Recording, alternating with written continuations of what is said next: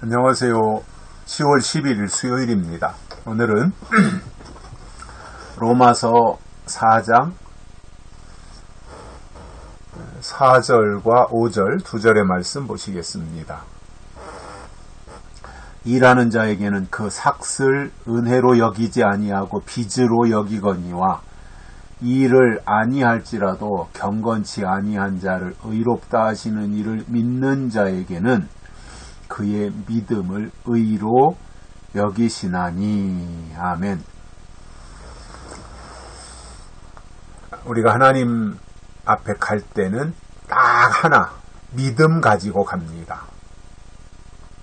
그래서 우리가 이 세상에서 살다가 우리의 육신의 수명을 다하고 죽어서 하나님께 가든지, 아니면 우리가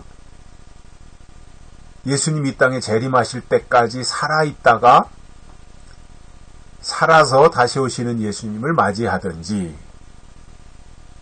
죽어서 맞이하든 살아서 맞이하든 맞이하는 조건은 딱 하나라는 말이에요. 믿음이라는 말이에요. 그래서 우리에게 믿음이 있어야 됩니다. 그리고 하나님이 우리에게 요구하시는 것도 딱 한 가지입니다. 믿음입니다. 절대적으로 중요한 것은 믿음입니다. 하나님과 우리와의 관계를 유지하고 발전시키는 가장 중요한 요소가 있다면 그것은 바로 믿음이라는 말입니다. 믿음이 없이는 하나님을 기쁘시게 할 수 없습니다. 믿음이 없이는 하나님께 갈 수도 없습니다. 믿음이 없으면 하나님의 아들이 될 수도 없습니다. 그래서 하나님과 우리와의 관계를 맺고 유지하는 데 있어서 가장 중요한 요소는 바로 믿음입니다. 믿음이 있어야 되고 믿음이어야 합니다. 다른 것으로는 믿음을 대체할 만한 것이 아무것도 없습니다. 오직 믿음뿐입니다. 사도 바울은 로마서에서 이런 말씀을 합니다. 일하는 자에게는 그 삭을 은혜로 여기지 아니하고 빚으로 여긴다. 일하는 일꾼은 자기가 일한 대가를 받는 거죠. 그러니까 그것은 은혜로 받는 게 아니죠. 자기가 수고한 대가를 받는 거니까요. 그렇기 때문에 일을 시키는 입장에서는 그것이 빚이죠. 당연히 줘야 될 돈이다 말입니다. 그런데 일은 안 했는데, 아무 한 것도 일을 한 것이 없는데 대가를 지불받았다, 대가를 받았다 그러면, 뭐 대가도 아니지만 일을 안 했는데도 뭔가 보상을 받았다라고 한다면 그것은 은혜라는 말입니다. 은혜로 받은 것이다 말이죠. 그래서 하나님 앞에서는 가장 중요한 것이 은혜죠. 은혜. 하나님께 갈 때도 은혜. 예수님을 만날 때도 은혜. 성경을 깨닫는 것도 은혜. 하나님이 우리를 부르신 것도 은혜.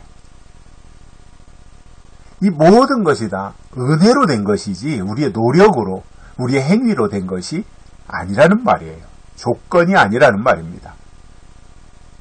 은혜로 주신 것이다 그 말이죠. 그런데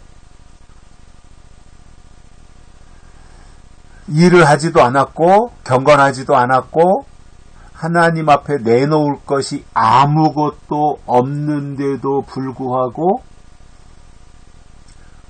의롭다 하시는 이를 믿는 자에게는, 즉 하나님을 믿는 자에게는 하나님은 그 믿음을 의로 여기신다, 이렇게 말씀하고 있습니다. 다른 어떠한 것보다도 가장 중요한 것이 믿음이다 말입니다. 제가 계속 말씀을 드리지만 믿음을 잘 이해해야 됩니다. 믿음은 구호가 아닙니다. 믿음은 주문이 아닙니다. 믿음은 하나님이 주신 약속을 믿는 것입니다.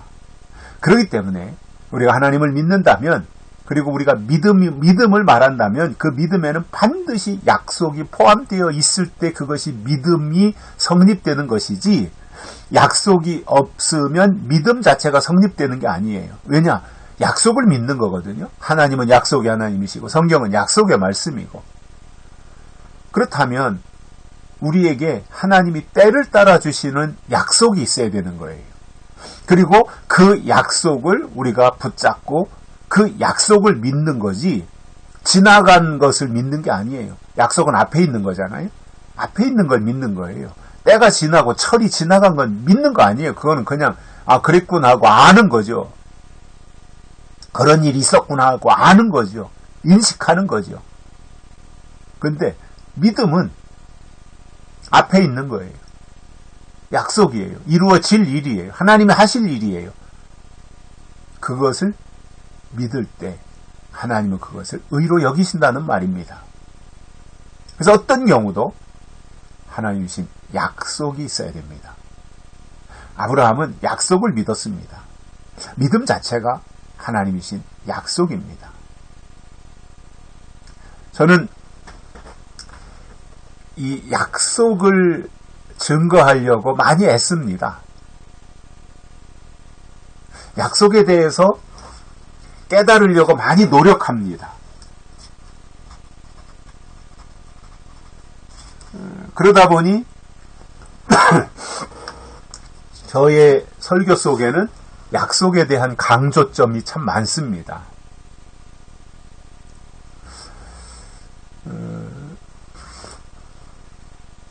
그 마틴 루터라고 하는 분이 처음 그 종교개혁을 시작할 때 그가 내세운 여러 가지 가운데에서 가장 중요했던 것이 그 부분이 아닙니까?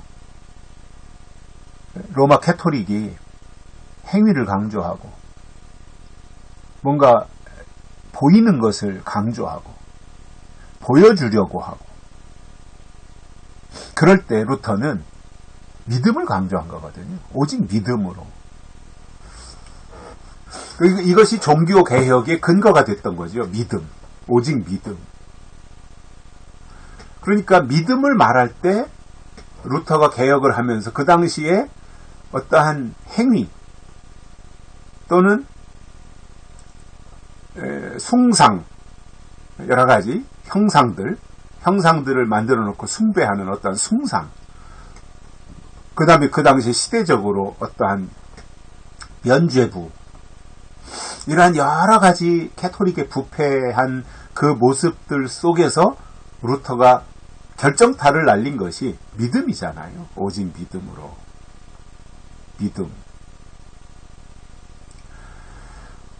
그것이 이제 예수님 초림하실 때도 결국 유대인들, 바리새인들, 서기관들, 제사장들 속에는 구약성경을 읽고 가르치고 배우고 했음에도 불구하고 구약성경이 약속한 예수님이 오시는데도 알아보지 못했지 않습니까? 종교 지도자들이 예수님 초림하실 때 알아본 사람들이 누가 있어요?